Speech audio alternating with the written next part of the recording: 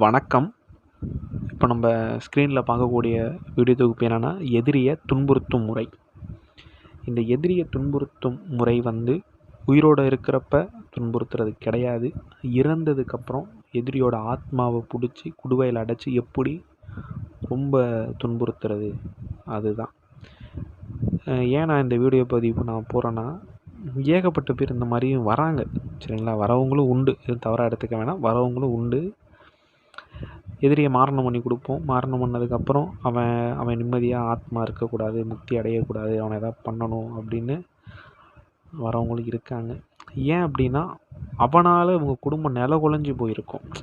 படுபயங்கரமாக செய்வனால் பாதிப்பு, இவங்க குடும்பத்தில் உயிரிழப்பு. அப்படி இருக்கவங்க அவங்களுக்கு அந்த ஆத்திரம் அடங்காது. மீண்டும் எதாவது ஒன்று பண்ணணும், அவங்களுக்கு அந்த ஆத்மாவை எதாவது பண்ணணும் அப்படின்னு கட்டுறவங்களும் இருக்காங்க. குடுவையில் அடைச்சி துன்புறுத்துகிறவங்களும் இருக்காங்க, சரிங்களா? கட்டுறது கட்டி புளியா மரத்தில் இது பண்ணுறது வேறு.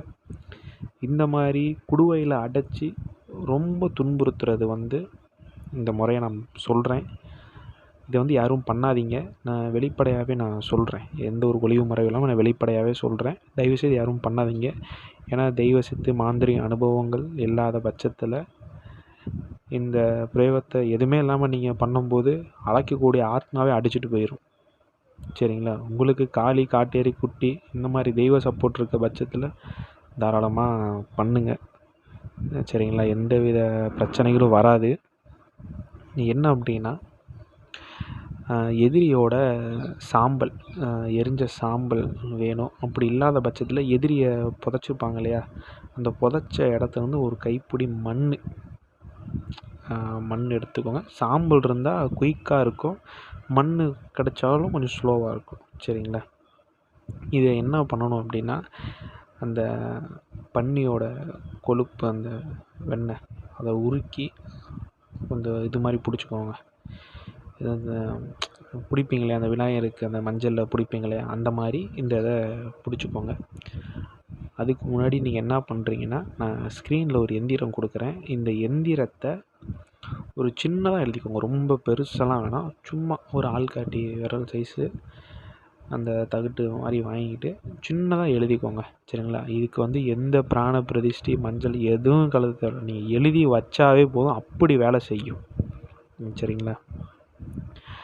இதை நீங்கள் வைக்கணும், சரிங்களா?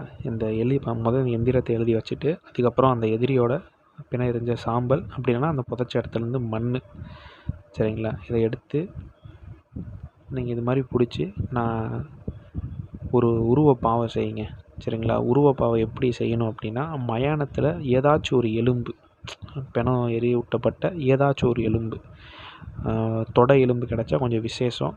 அப்படி இல்லாத பட்சத்தில் ஏதாச்சும் ஒரு எலும்பு, சின்ன துண்டு இருந்தால் போதும், சரிங்களா? நீங்கள் என்ன பண்ணுறீங்கன்னா, அரிசி மாவு, கோதுமை மாவு, இதை ரெண்டுத்தையும் இது பண்ணி ஒரு பாவையாக செய்யுங்க. ஒரு எதிரியாக நினச்சி பாவையெல்லாம் செஞ்சு அந்த எலும்பு துண்டை அவங்களோட மர்ம உறுப்பில் வைங்க, சரிங்களா? அந்த சின்ன துண்டாக கூட அதை நீங்கள் தக்கனவாறு செதுக்கிக்கலாம்.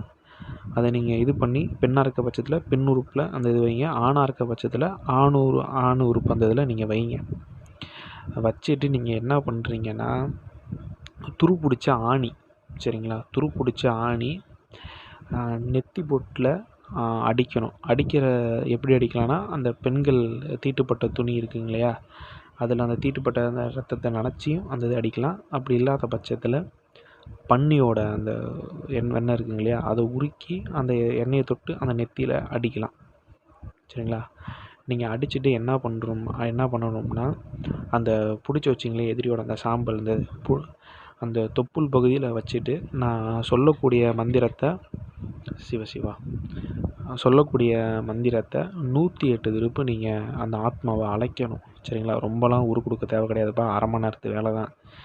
108 உரு நீங்கள் கொடுத்துடணும். கொடுத்துட்டு என்ன பண்ணோம்னா, அந்த ஆத்மா வந்துடும், சரிங்களா? வந்ததுக்கப்புறம் நீங்கள் என்ன பண்ணணும் அப்படின்னா, நீங்கள் சிலை செஞ்சவாறு குடுவை, சரிங்களா? அது பானையாக கூட இருக்கலாம், குடுவையாக இது பண்ணிக்கலாம். அதுக்குள்ளே போட்டு அந்த எந்திரத்தையும் அந்த உருவப்பாவை அந்த இதெல்லாம் நீங்கள் போட்டுட்டு மாட்டு ரத்தமும் இது பண்ணலாம், அப்படின்னா பன்னியோட ரத்தமும் இது பண்ணலாம். சரிங்களா? அந்த இது வச்சுட்டு மேலே வந்து அந்த பிணம் எரிய மயானத்துக்கு பிணத்துக்கு போடுவாங்களே அந்த சாரி வேஷ்டி இந்த இது அதை வச்சு ஒரு கருப்பு கலர் கயிறால் அந்த குடுவையை அடைங்க. சரிங்களா? அடைச்சி நீங்கள் என்ன பண்ணணும் அப்படின்னா, நீங்கள் புதைக்க போகும்போது இப்போ 108 உரு கொடுத்த மந்திரத்தை வடக்கு திசை, சரிங்களா, வடக்கு திசையாக பார்த்து இந்த மந்திரத்தை 3 முறை சொல்லி குழி தோண்டி நீங்கள் புதைச்சிட்டு வந்துடுங்க.